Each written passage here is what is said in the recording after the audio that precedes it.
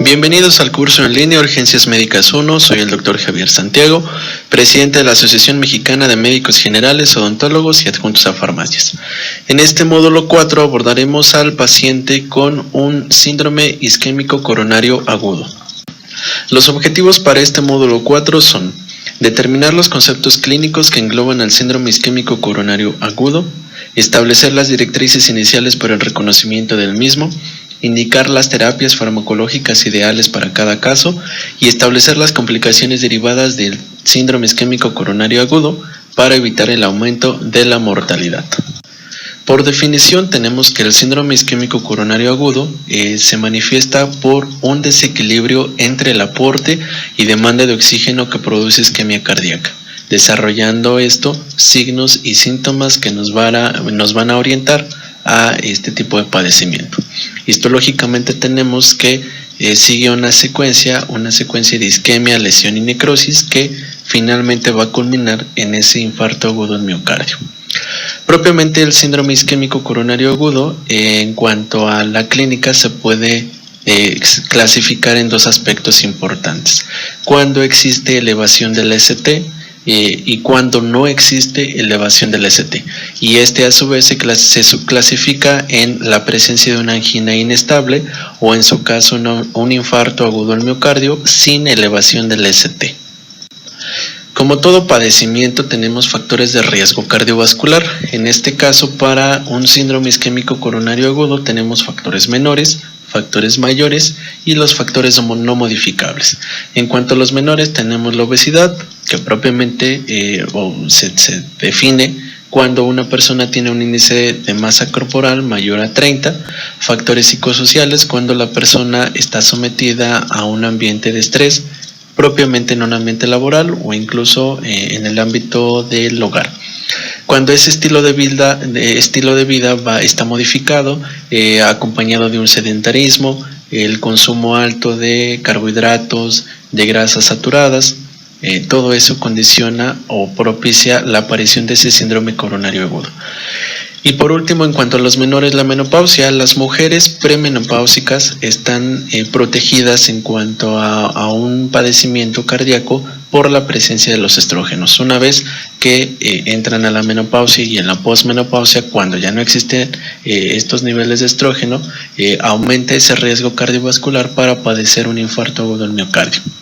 En cuanto a los criterios mayores, hipercolesterolemia asociado a la disminución del HDL, hipertensión arterial, tabaquismo, diabetes, y en cuanto a los no modificables, el género, edad y antecedentes heredofamiliares. En personas o pacientes mayores de 50 años es más factible que se presente un infarto agudo al miocardio. Y en cuanto al género, es mayor probabilidad que se presente en los hombres a comparación de las mujeres premenopáusicas, y una vez que estas están en el periodo posmenopáusico, la relación se va al 50-50, al 50%. Bien, en cuanto a la fisiopatología, tenemos y podemos observar en la imagen que se presenta cómo se va formando la famosa placa de ateroma. Cuando nosotros nacemos y conforme transcurren los años, poco a poco se van formando estas placas de ateroma a nivel de las arterias coronarias. Esto se va a favorecer por el aumento del colesterol LDL y a su vez el descenso de los niveles de HDL, y va a llegar un momento en el que se van a empezar a formar las famosas células espumosas. Estas células espumosas a nivel subendotelial van a causar, conforme transcurren los años, una obstrucción del flujo capilar. Como vemos de arriba hacia abajo, en la primera toma un flujo normal, en la segunda toma ya esa placa de ateroma que está parcialmente ocluyendo ese flujo coronario, y en la imagen inferior la ruptura de esa placa de ateroma con la consecuente formación de un trombo, y eso va a condicionar la obstrucción ya sea parcial o total del flujo coronario. Entonces esta fisiopatología es muy importante que nosotros la recordemos, porque dependiendo de lo que se condicione a nivel histológico es el resultado clínico que nosotros podemos esperar. Es decir, si nosotros tenemos la formación de un trombo parcial, en el 60% de los casos se puede originar una angina inestable. Si propiamente tenemos la fragmentación de un gran trombo con un embolismo distal, puede resultarnos con un infarto agudo al miocardio sin elevación del ST. Y finalmente, cuando existe un trombo total, la formación de un trombo total y con ello la obstrucción total, entonces nos puede originar clínicamente un infarto agudo al miocardio con elevación del ST. Bien, una vez que ya vimos cómo se va formando esa placa de ateroma y que en algún momento va a condicionar la obstrucción parcial o total de ese flujo coronario y con ello va a desencadenar la aparición de una sintomatología característica.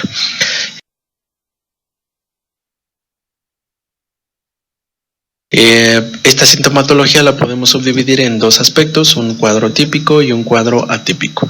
En cuanto al cuadro típico, tenemos pues el inicio de ese dolor de tipo opresivo en la región torácica anterior de una intensidad 10/10 evaluada en una escala análoga del dolor con una duración de 20 a 30 minutos. En cuanto a la duración, es importante saber cuánto está durando ese dolor, porque con ello vamos a hacer el diferencial. Si estamos ante un paciente con angina inestable, el dolor dura menos de 20 a 30 minutos. Y si estamos ante un paciente con infarto, el dolor va a ser mayor a este tiempo. Entonces, este es el primer aspecto a recordar, porque es lo que nos va a dar el diferencial y pensar si estamos ante un paciente con infarto, con o sin elevación del ST, o ante un paciente con angina inestable. Puede presentarse con o sin irradiaciones hacia mandíbula o brazo izquierdo y también se hace acompañar de una descarga neurovegetativa, es decir, la presencia de diaforesis, náusea o vómito, angustia o sensación de muerte inminente. Inclusive se ha presentado en algunos pacientes la necesidad de evacuar o de una micción. Entonces estos síntomas son también importantes estarlos recabando en el paciente que acude a ya sea un servicio de consulta externa o un servicio de urgencias. Y finalmente los agravantes y los atenuantes. Este es un segundo punto que es importante recordarlo porque también nos va a dar ese diferencial entre un infarto y una angina. En cuanto a una angina, con el reposo y con el uso de vasodilatadores, la molestia o el dolor opresivo va a disminuir, va a cesar. Si se trata de un infarto, así está el paciente en reposo y ante el uso de vasodilatadores, el dolor y la sintomatología va a persistir. La otra opción, que es el cuadro atípico, que se presenta en los pacientes con diabetes mellitus tipo 2, en pacientes de edad avanzada o en su caso en pacientes con enfermedad de Parkinson, mujeres o en aquellos que cursan con una insuficiencia cardíaca. Y en este cuadro atípico la sintomatología la podemos englobar como algo que se llama equivalentes anginosos. Estos equivalentes anginosos no son propiamente una sintomatología característica de un Zika, pero al momento de estarlos presentando y ante estas comorbilidades asociadas es necesario descartarlo. Los equivalentes anginosos son disnea, diaforesis, síncope, dolor atípico y palpitaciones. Bien, una vez y a la llegada del paciente al servicio de urgencias, de haber recabado todos esos datos en ese interrogatorio, haber realizado una correcta semiología del dolor, entonces se procede a una exploración física. Entonces en esa exploración física vamos a ver que vamos a estar ante un paciente angustiado con signos de respuesta adrenérgica, taquicardia, diaforesis, elevación de la presión arterial, con ese famoso signo de Levin, que es la colocación de la mano en el pecho, propiamente en donde se localiza la zona cardíaca. A su vez, podemos tener un paciente angustiado con signos de bajo gasto, hipotensión arterial o biliguria, y si además de esto se acompaña de bradicardia, cialorrea, broncoconstricción y vómito, y que estos son signos de una respuesta vagal. Otra opción que podemos tener es que el paciente se presente con hipotensión arterial más una taquicardia u otros signos de respuesta adrenérgica, y esto nos da un equivalente de que hay un deterioro serio de la función hemodinámica. Otros casos se puede presentar el paciente con un estado de síncope o un estado de shock cardiogénico. Ya en la exploración física propiamente se va a centrar en la zona cardiotorácica, y en la cual invariablemente, si estamos ante un paciente con angina inestable, con un paciente con infarto sin elevación o con elevación del ST, podemos o no tener alguno de estos aspectos de la exploración física.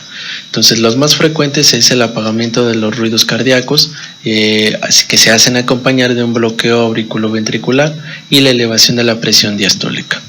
A su vez puede también aparecer un cuarto ruido, el famoso S4, y que eso es propiamente característico de un infarto agudo del miocardio en evolución, ya sea con o sin elevación del ST.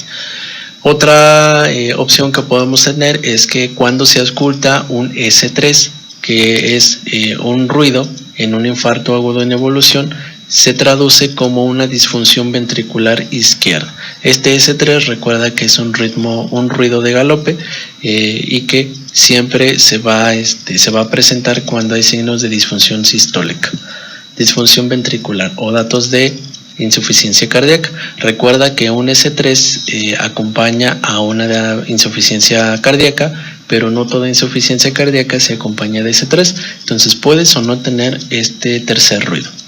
Rara vez se ausculta desdoblamiento paradójico del segundo ruido y esto nos da el significado de que el paciente puede estar cursando con un bloqueo de rama izquierda del haz de His, puede existir frote pericárdico, presencia de un intenso soplo regurgitante en la región paraesternal izquierda, acompañada del frémito, y esto es significado de que hay ruptura del septum interventricular, o en su caso soplo de insuficiencia mitral de nueva aparición que sugiere disfunción o ruptura del músculo papilar o cuerdas tendinosas.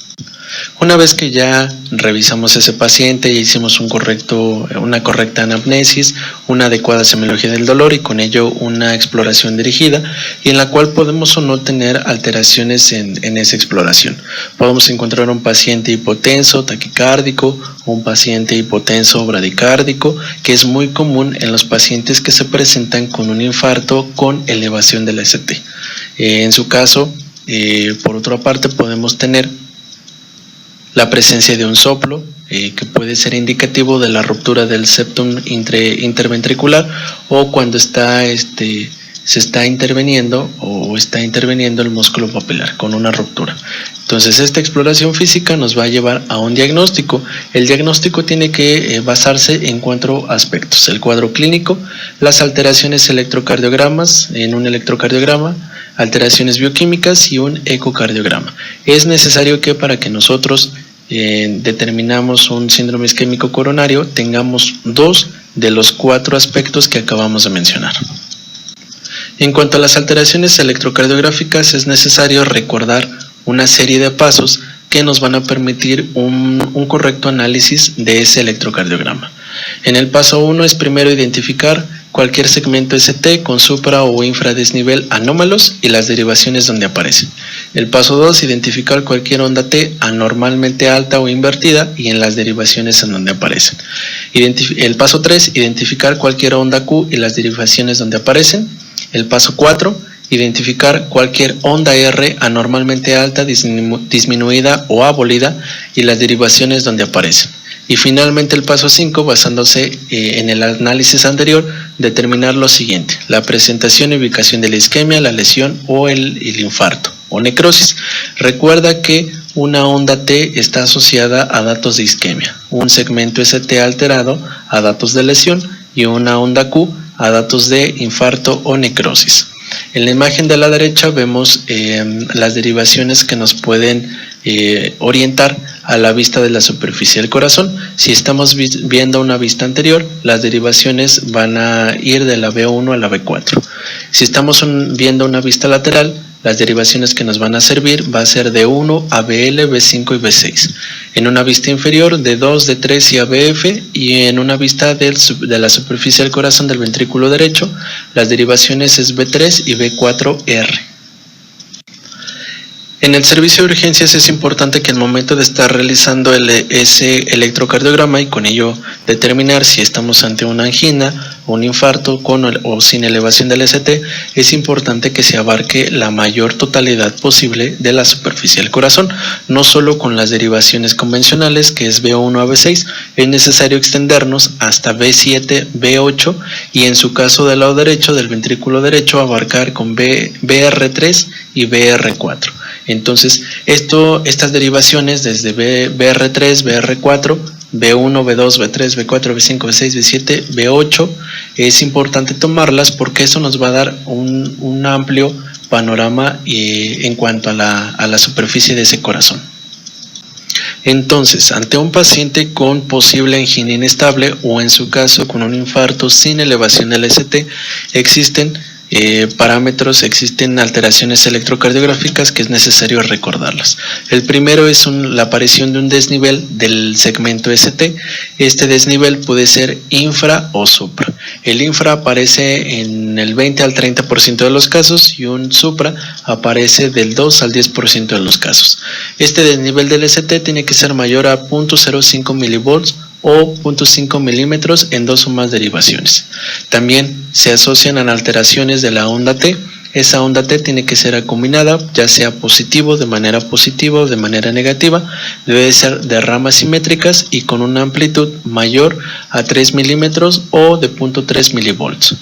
Estos son los dos aspectos que podemos nosotros encontrar y determinar que posiblemente ese paciente curse con una angina inestable o con un infarto sin elevación del ST. Hay otro hallazgo electrocardiográfico que podemos nosotros encontrar en el paciente y es la presencia de un bloqueo de rama izquierda de las de His. Cuando nosotros estamos ante este hallazgo, lo más seguro es que se trate de un infarto con elevación del ST. En relación propiamente ante un infarto con elevación del ST, los cambios electrocardiográficos van a depender si estamos ante datos de isquemia, lesión o necrosis. Recuerda que lo comentamos en las diapositivas pasadas, que la presencia de una isquemia nosotros la vamos a valorar en cuanto a la morfología de la onda T. La lesión la vamos a valorar en la morfología del segmento ST y la isquemia propiamente en la morfología de la onda Q. Entonces, con la onda T, que se traduce como datos de isquemia, tiene que ser de ramas simétricas, de inicio súbito y de descenso rápido. Cuando estamos ante una elevación de la onda T, como observamos en la imagen, se trata de una isquemia subendocárdica. Cuando hay inversión de la onda T, se trata de una isquemia subepicárdica.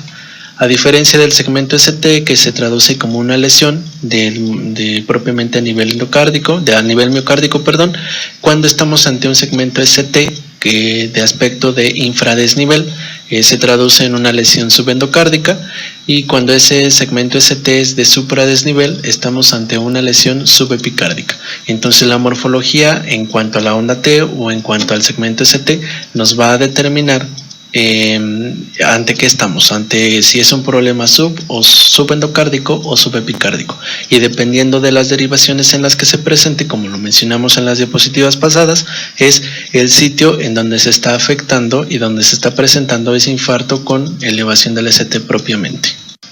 Bien, y finalmente cuando observamos la aparición de una onda Q, que es el significado de una necrosis a nivel del músculo cardíaco, esto va a originar una alteración en la repolarización o la despolarización del músculo cardíaco. Podemos tener la presencia de esa onda QS, que es QS patológica, o otro tipo de morfología que se llaman QR minúscula o QR mayúscula. Bien, entonces estamos ante un paciente al cual se le toma ese electrocardiograma y observamos una onda Q patológica. Una onda Q, es necesario determinar o diferenciar si se trata de una onda Q patológica o fisiológica. Sabemos que una onda Q patológica se determina cuando el voltaje de esa onda Q es mayor al 25% en relación al voltaje de la onda R. Tiene una duración mayor a 0.04 segundos, existe o se va acompañado de una muesca o un empastamiento, que es significado de un bloqueo de rama, y la presencia de ondas Q anormales en B1 y B3. Entonces es importante determinar primero si es una onda Q fisiológica o patológica, y si es patológica pudiera estar relacionado a un infarto antiguo, o en su caso, si este electrocardiograma ya se tomó después de haber iniciado la sintomatología, de haber iniciado un tratamiento, conforme a esa evolución de ese infarto, es propiamente el resultado de esa necrosis y de ese infarto con elevación del ST. En este cuadro vemos un resumen de los cambios electrocardiográficos que podemos encontrar en un infarto con elevación del ST. Datos de isquemia se valoran en la alteración de la morfología de la onda T. Datos de lesión en la alteración supra o infradesnivel del segmento ST. Y finalmente la necrosis con la aparición de esa onda Q patológica que tiene que tener un voltaje mayor al 25% en relación a la onda R, una duración mayor o igual a 0.04 segundos y que se acompañe de muescas o de empastamientos. Entonces, el resultado de la toma de ese electrocardiograma nos va a nosotros como médicos a determinar en dónde está el posible sitio de infarto. En esta imagen vemos esa localización anatómica. Dependiendo de la derivación que estamos analizando, es la cara que vamos a valorar. Por ejemplo, en las derivaciones de 2, de 3 y ABF estamos valorando la cara inferior. Con las derivaciones de 1, ABL, B5 y B6 estamos valorando la cara lateral, o en su caso B1, B2, B3, B4 estamos valorando la porción anteroseptal. Y entonces esto nos va a brindar una correlación en cuanto a la localización y la arteria que se está afectando. Si estamos hablando de que está implicada la arteria coronaria izquierda, vamos a tener un infarto agudo del miocardio lateral, alto y bajo, un infarto posterior o un infarto anterior y extenso. Si estamos hablando de una arteria interventricular anterior, infarto agudo del miocardio anterior, un infarto septal, un infarto lateral alto y bajo también. Y en la arteria coronaria derecha se presenta un infarto inferior, un infarto posterior, un lateral bajo o un infarto propiamente del ventrículo derecho. Entonces, esta imagen es importante que la estudien, que la analicen, que la recuerden, porque al momento de estar valorando ese electrocardiograma y en base a las derivaciones en donde se están presentando los cambios electrocardiográficos de la onda T, del segmento ST o inclusive de la aparición de esa onda Q, es donde vamos a tener el sitio afectado en ese corazón. Otro de los estudios que se pueden emplear para determinar propiamente el daño miocárdico es el uso de un ecocardiograma. Entonces, en ocasiones no se cuenta con este ecocardiograma porque generalmente este tipo de padecimientos se presentan en el transcurso de la noche o de la madrugada. Entonces es muy difícil tener ese acceso. Entonces, ya cuando se realiza ese ecocardiograma nos puede brindar una clasificación en cuanto a las características de ese corazón y en cuanto al tamaño propiamente de ese infarto. Tenemos infartos microscópicos, que es una necrosis focal, infartos pequeños, menos del 10% del ventrículo izquierdo, un infarto moderado que oscila entre el 10 al 30% y un infarto grande que es mayor al 30% de la superficie del ventrículo izquierdo. En cuanto al tiempo de ese infarto, tenemos un infarto en evolución menor a 6 horas, un infarto agudo de 6 horas a 7 días, un infarto que se llama healing de 7 a 28 días y un tipo de infarto HELET mayor a 29 días. Y en relación a la angina inestable, mediante los cambios electrocardiográficos, mediante la exploración y el interrogatorio, podemos tener una clasificación. Aquí tenemos 5 tipos de angina. La primera es la angina inestable de reciente inicio, que es cuando se asocian estos factores de riesgo cardiovascular y es la razón por la cual el paciente se presenta al servicio de urgencias. Una angina inestable de patrón cambiante, es decir, que la sintomatología puede ser no típica o en su caso esa angina se presenta cuando realiza ciertas actividades, no es propiamente ante el esfuerzo de una actividad propiamente mayor.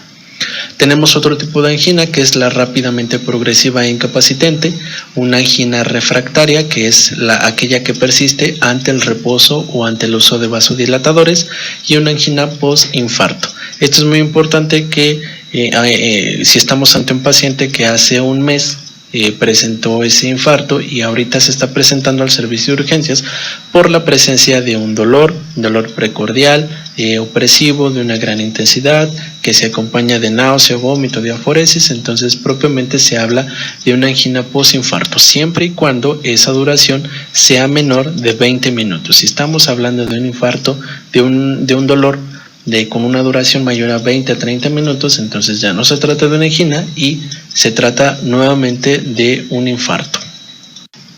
Bien, en cuanto al laboratorio, que es otro aspecto que nosotros necesitamos determinar para emitir ese diagnóstico de síndrome isquémico coronario agudo. Tenemos la utilización de biomarcadores que son útiles para la determinación de dicho síndrome. En cuanto a los biomarcadores a utilizar, tenemos la mioglobina, la troponina I, la troponina T y la creatinfosfosinasa en su fracción MB. En la imagen del lado izquierdo tenemos la clasificación de esos biomarcadores, la especificidad cardíaca, el tiempo en el que se elevan y la duración de elevación. Propiamente, la primera que se eleva es la mioglobina, sin embargo, no es tan significativa o no es tan sugerente de un padecimiento cardíaco. La que nos brinda el diagnóstico es propiamente la troponina I, que es la cual se eleva al cabo de 4 a 6 horas y tiene una duración de 4 a 7 horas. La que nos sigue y la que también nos sirve para determinar ese diagnóstico es la creatinfosfosinasa en su fracción MB, con un tiempo de elevación de 3 a 4 horas y el tiempo de duración de la elevación de ese biomarcador es de 24 a 36 horas. Tenemos que no existe diferencia entre el uso de los biomarcadores, sin embargo, se ha observado que a un paciente que se presenta con infarto agudo con elevación del ST, vamos a tener la elevación de esa troponina I mayor o igual a 0.04 nanogramos sobre mililitro. Entonces los biomarcadores sí son útiles para determinar que existe una isquemia y una lesión a nivel miocárdico, pero no nos hace el diferencial si estamos ante un paciente con angina inestable, con un infarto sin elevación del ST o con elevación del ST. Entonces, ya con el diagnóstico realizado, la determinación de los biomarcadores, los cambios electrocardiográficos y las características clínicas propias del paciente nos van a ayudar a clasificar a ese paciente. En este caso, hablando del paciente ante un cuadro de angina inestable o un infarto sin elevación del ST, vamos a clasificarlo en 3 tipos: bajo, y medio y alto.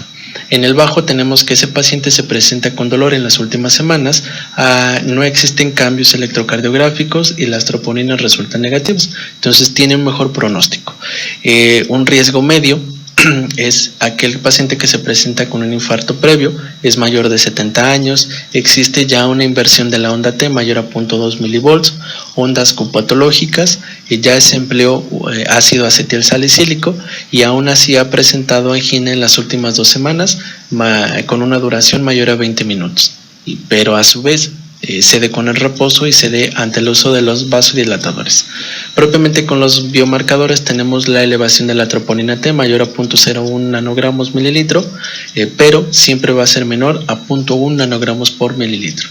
Y propiamente el riesgo alto es que ese paciente se presenta con un dolor mayor a 20 minutos, ya se presenta con complicaciones de ese infarto, un edema agudo de pulmón, un soplo de insuficiencia mitral, un S3, un S4, hipotensión o bradicardia, es mayor de 75 años, ya existe cambios en ese electrocardiograma con elevación supra o infradesnivel del ST o inclusive con la presencia de un bloqueo completo de rama izquierda.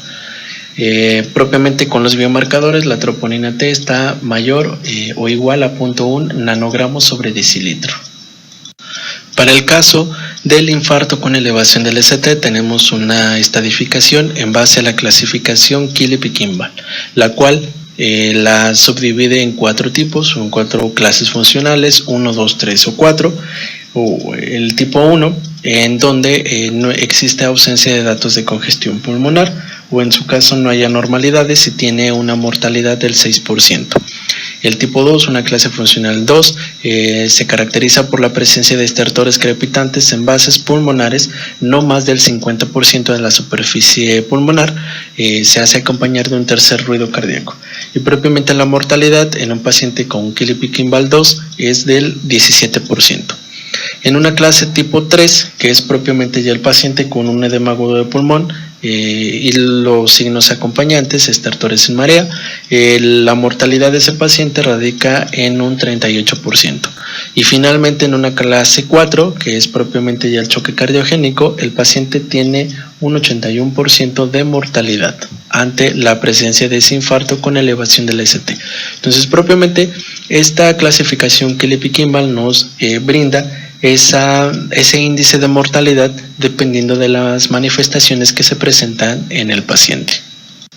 Bien, una vez que ya se determinó por estudio electrocardiográfico, por la determinación de biomarcadores y que ya se concluyó que estamos ante un síndrome isquémico coronario agudo del tipo angina inestable, infarto con o sin elevación del ST, es necesario iniciar medidas iniciales para darle estabilidad hemodinámica a ese paciente. Entonces en la imagen vemos primero el triage, que es la valoración inicial de ese paciente, la toma de un electrocardiograma al cabo de los 10 minutos de haber llegado el paciente al servicio de urgencias y iniciar con esas medidas básicas, que es el famoso ABC, aire, ventilación y circulación, con la finalidad de mantener un estado hemodinámico estable. Dentro de esas medidas iniciales tenemos el uso de esta mnemotecnia que se llama MONA, que incluye la morfina, el oxígeno, los nitratos y la aspirina. En cuanto a la morfina, a una dosis de 2 a 4 miligramos IV cada 5 a 15 minutos, hasta una dosis máxima de 2 a 8 miligramos. Con el uso de morfina nos vamos a permitir la reducción de la frecuencia cardíaca y aumentar la demanda de ese oxígeno. Cuando no tenemos a la mano esa morfina, podemos ocupar nalbufina, 10 miligramos subcutáneo o intravenoso, o en su caso benzodiazepinas de vía oral cada 12 a 24 horas. El uso del oxígeno a 3 litros por minuto durante 6 a 12 horas, que nos van a ayudar a mantener una saturación de oxígeno mayor al 90% y con ello limitar la lesión a nivel miocárdico. En cuanto a los nitratos, podemos optar por el uso de nitroglicerina 0.4 miligramos en 3 dosis sublingual, o si estamos ocupando la vía intravenosa, 5 microgramos por minuto con incremento de 5 microgramos cada 5 minutos hasta un máximo de 200 microgramos minuto. ¿Sale? Y finalmente el uso de antiagregantes plaquetarios del tipo aspirina. Sabemos que el uso de la aspirina reduce la mortalidad en un 50%, inactiva la enzima COX-1, detiene la producción del tromboxano A2 y a su vez detiene la agregación plaquetaria. La dosis inicial de aspirina de ácido acetil 325 miligramos con una dosis de mantenimiento de 100 miligramos al día.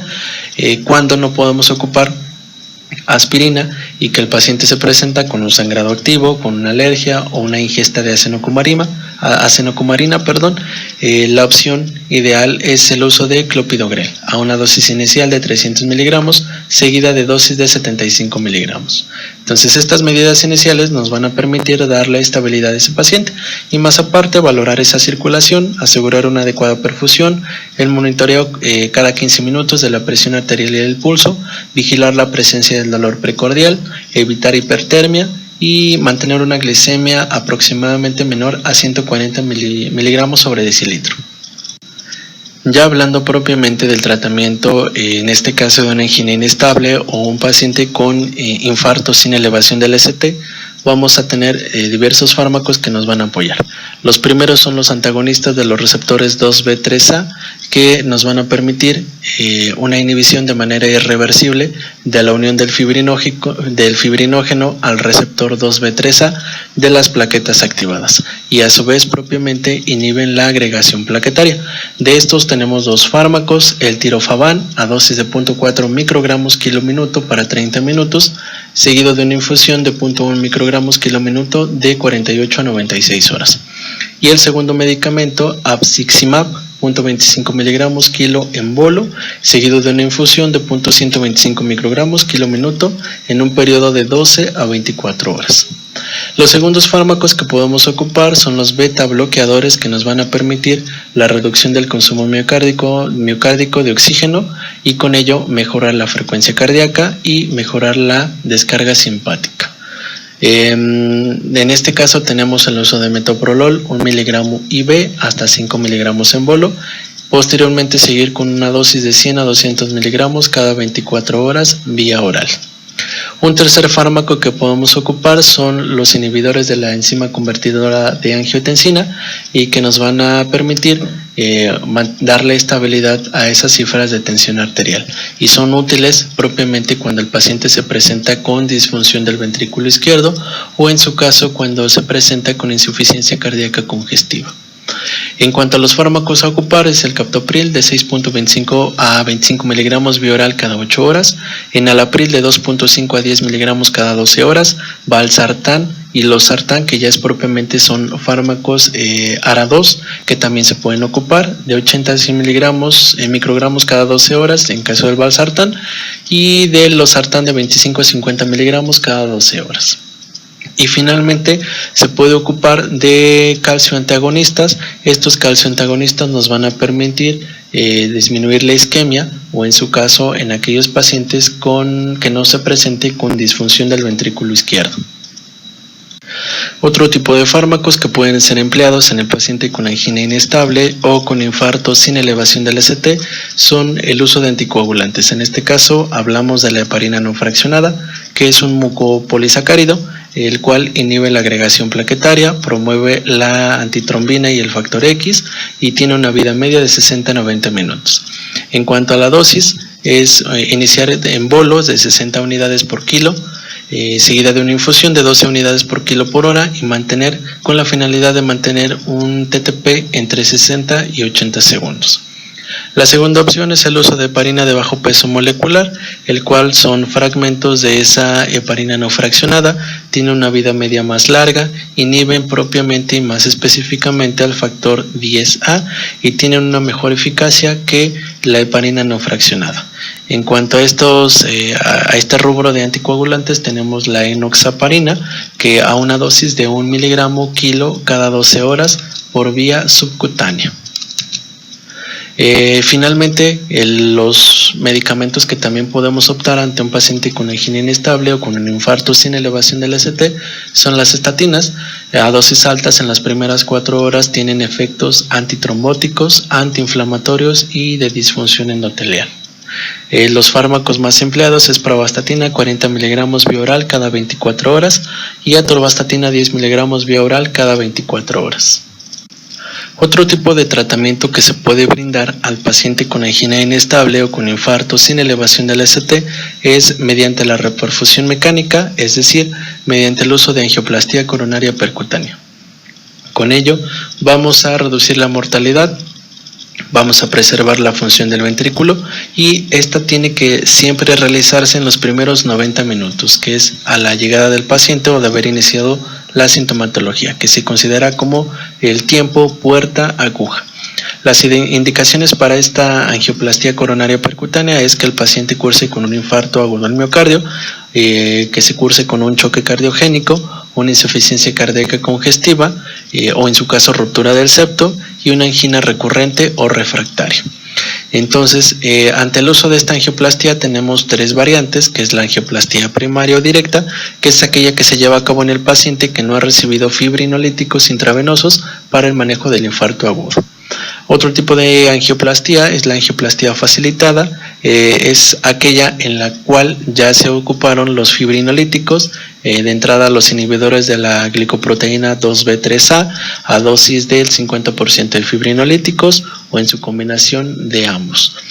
Y finalmente la angioplastía de rescate, en la cual no hay evidencia de reperfusión con el trombolítico intravenoso y existen datos de inestabilidad hemodinámica.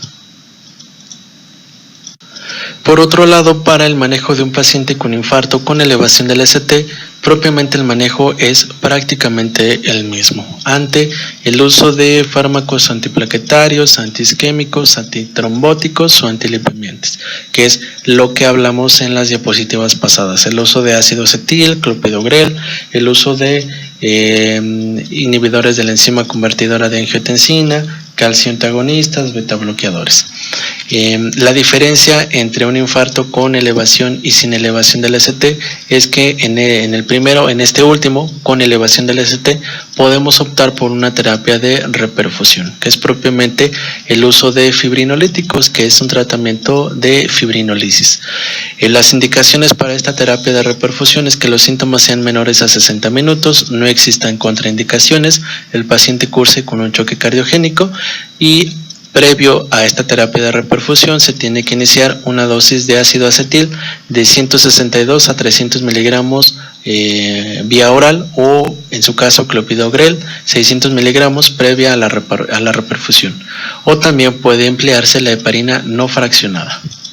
Las contraindicaciones ante esta terapia de reperfusión se dividen en dos: contraindicaciones absolutas y relativas. Las absolutas es que el paciente curse con hemorragia, sangrado de tubo digestivo alto, o que el paciente curse con una hipertensión grave mayor a 180 sobre 100 milímetros de mercurio. En cuanto a las relativas, tenemos que el paciente se presente con un EBC isquémico que sea menor a 2 meses, un trauma craneoencefálico menor a 15 días, que el paciente ya haya recibido reanimación cardiopulmonar, que curse con una trombocitopenia menor a 50.000 unidades, un INR mayor a 3.0 o que el paciente o la paciente se presente en estado gravídico, es decir, que curse con un embarazo.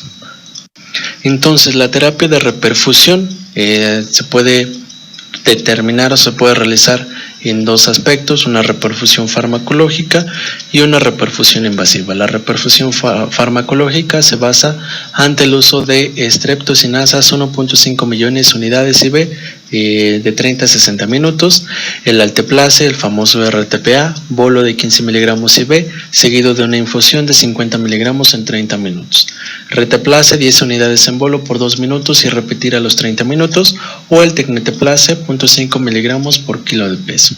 Esto es en cuanto a una reperfusión farmacológica. Si hablamos de una reperfusión invasiva, y es decir, cuando esta reperfusión farmacológica, esta fibrinólisis está contraindicada, ya vimos las contraindicaciones absolutas y relativas, se puede realizar una reperfusión invasiva, que es mediante una angiografía coronaria, una cirugía de revascularización, angioplastía con colocación de balón o angioplastía con colocación de stents. Finalmente, y una vez que ya se abordó de manera correcta ese paciente, ya se realizó una correcta semiología, un correcto diagnóstico, 2 de los 4 criterios diagnósticos, es decir, el paciente presenta una clínica correcta, los cambios electrocardiográficos, la alteración en los biomarcadores o inclusive cambios en un ecocardiograma. Entonces, una vez que ya se realizó todo ese procedimiento, existen criterios de reperfusión que nos van a ayudar a saber si el tratamiento que se le está iniciando a ese paciente es el adecuado.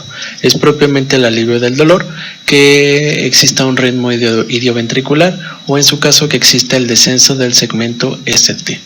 Como todo padecimiento tiene complicaciones, conlleva complicaciones. En el caso de un síndrome isquémico coronario agudo, las complicaciones más frecuentes son la presencia de esa ruptura septal, que la podemos diagnosticar desde el momento en el que estamos explorando ese paciente, la presencia de una taquicardia ventricular no sostenida, una fibrilación auricular, una taquicardia supraventricular, datos de pericarditis o inclusive un choque cardiogénico que finalmente culmine con la muerte de ese paciente. Bien, entonces como conclusiones y para finalizar este módulo, tenemos que una adecuada anamnesis y una exploración dirigida nos va a permitir cumplir con uno de los 3 requisitos. Ante la toma de un electrocardiograma, que es al cabo de 10 minutos, al momento de que llegue el paciente al servicio de urgencias, vamos a valorar los cambios electrocardiográficos. Si estamos hablando de datos de isquemia, van a estar representados en la onda T. Si estamos hablando de datos de lesión, en el segmento ST, o inclusive datos de necrosis propiamente en la onda Q, en la Q patológica. Es necesario iniciar una terapia de estabilidad, que es propiamente el ABC, aire, ventilación y circulación, más mona, morfina, oxígeno, nitroglicerina o nitratos y aspirina. Propiamente el tratamiento dirigido va en base a si estamos ante una angina inestable o un infarto sin elevación del ST, o en su caso valorar la terapia de reperfusión si estamos ante un paciente con infarto y con elevación del segmento ST. Entonces, propiamente con esto concluimos este módulo 4. Continúa con la evaluación correspondiente para seguir con los módulos siguientes.